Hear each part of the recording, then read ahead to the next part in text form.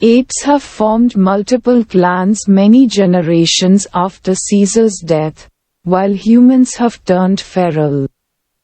Noah, a chimpanzee belonging to an ape clan that practices falconry, gathers eagle eggs with his friends Anaya and Suna in anticipation of a coming-of-age ceremony.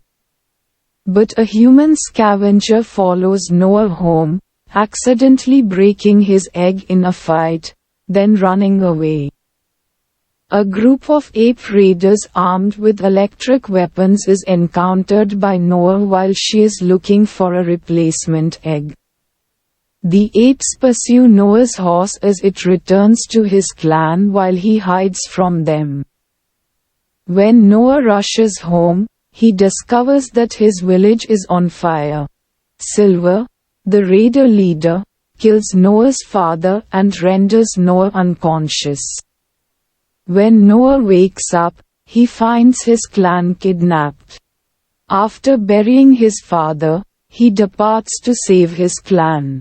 Rakha, an orangutan, joins him on his journey and informs Noah of Caesar's teachings. When the apes realize the human scavenger is pursuing them, Rakha gives her food and a blanket and gives her the name Noah.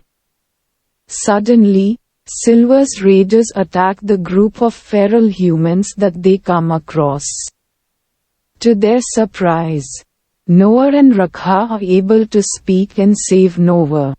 She identifies herself as May and says the raiders brought Noah's clan to a coastal town outside an ancient human world.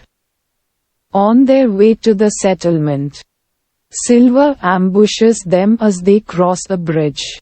Rakha prevents May from drowning during the ensuing struggle, but he gets carried away by the rapids. Captured, Noah and May are brought to the apes' settlement. Proximus Caesar, the apes' self-proclaimed king, is introduced to Noah when he rejoins his clan. In order to gain access to the human technology concealed inside the world, Proximus has forced other clans into slavery by enslaving them. Noah receives an invitation from Proximus to supper along with May and Trevathan, a human prisoner who is teaching Proximus about life in the pre-human world and has accepted his situation.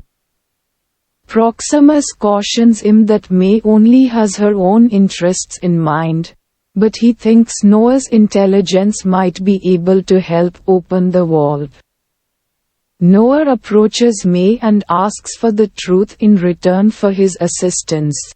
May reveals that there is a secret way to access the world, and she claims that within is a mysterious book that has the power to give humans speech again.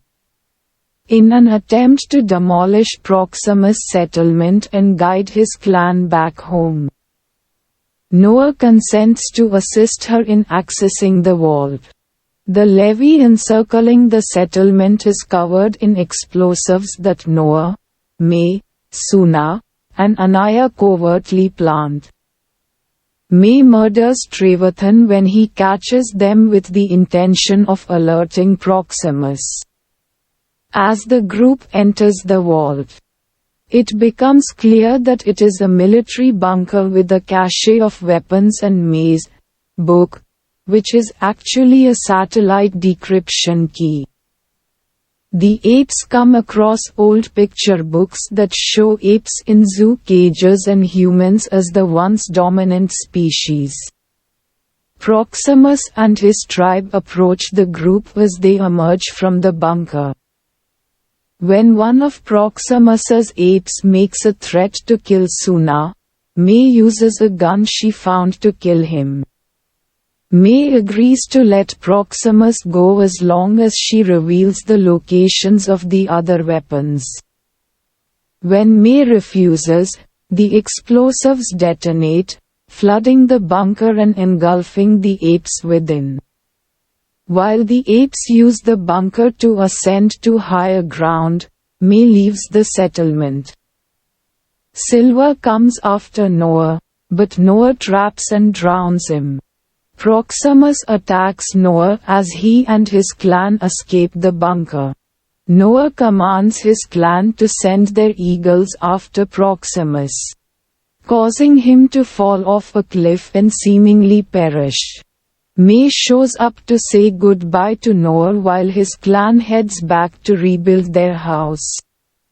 Noah asks whether apes and humans can live in harmony, to which she responds that humans should have another chance because they were once the dominant species. May visits an isolated human settlement at a satellite base while Noah shows Suna through a telescope he found while exploring the outside world. After May gives them the decipher key, the humans are able to successfully reactivate the satellites and make contact with people all over the world.